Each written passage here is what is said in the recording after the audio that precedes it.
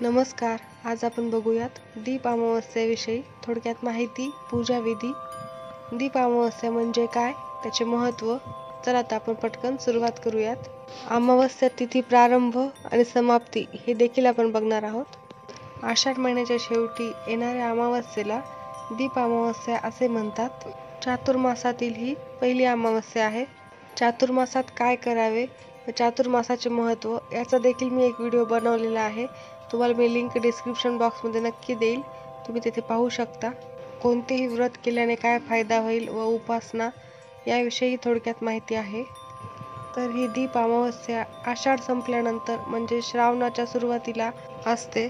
दीप अमावस्येला दिव्याची पूजा करण्याचे फार महत्त्व आहे.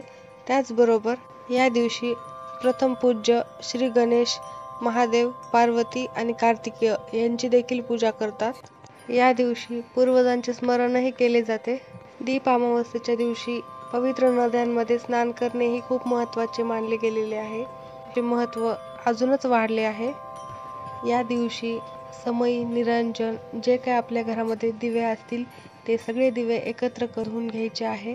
दिवे स्वच्छ करून त्यांना प्रज्वलित करून त्यांची पूजा करणे.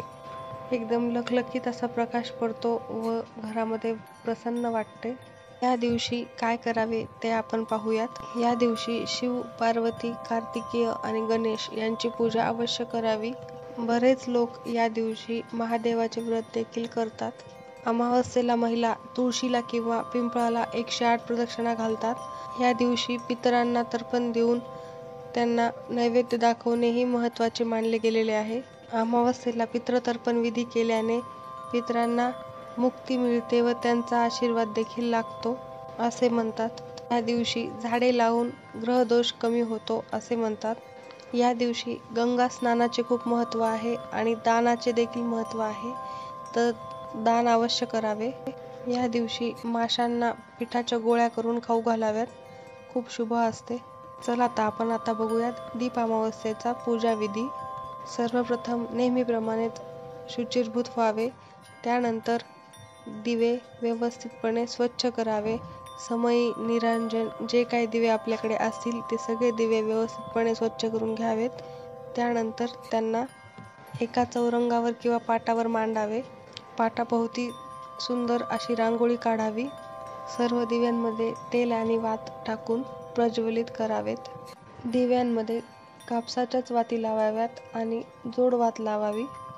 सर्वप्रथम गणपतीची पूजा करून त्यानंतर दिव्यांना थोडेसे पाणी, दूध, पाणी असे फुलांनी शिंपडावे. त्यानंतर त्यांना हळद, कुंकू, अक्षदा, वस्त्रमाळ वाहून घ्यावी. वस्त्रमाळ आपण हळूच व्हायची आहे, शक्यतो दिव्याला लागणार नाही याची काळजी घेऊन वस्त्रमाळ व्हावी. आघाडा, दुर्वा आणि फुले व्हावेत. नैवेद्य दाखवावा, आरती करावी. काही ठिकाणी बाभळीची जे फुलं असतात, पिवळी फुलं, ते देखील दिव्यांना वाहण्याची प्रथा आहे. विशेष म्हणजे या दिवशी शुभम करोती म्हणावी आणि बऱ्याच ठिकाणी लहान मुलांचे औक्षवण करतात. दीप सूर्याग्नी रूपस्तव तेजस तेज उत्तमम ग्रहानमत्कृतां पूजा सर्व कामप्रदो भव असा मंत्र जप करावा. ही शुभ कार्याची सुरुवात दीप प्रज्वलनाने केली जाते. सत्कर्माचा साक्षीदार दिवा असतो. या प्रकारे नक्की पूजा करा. धन्यवाद.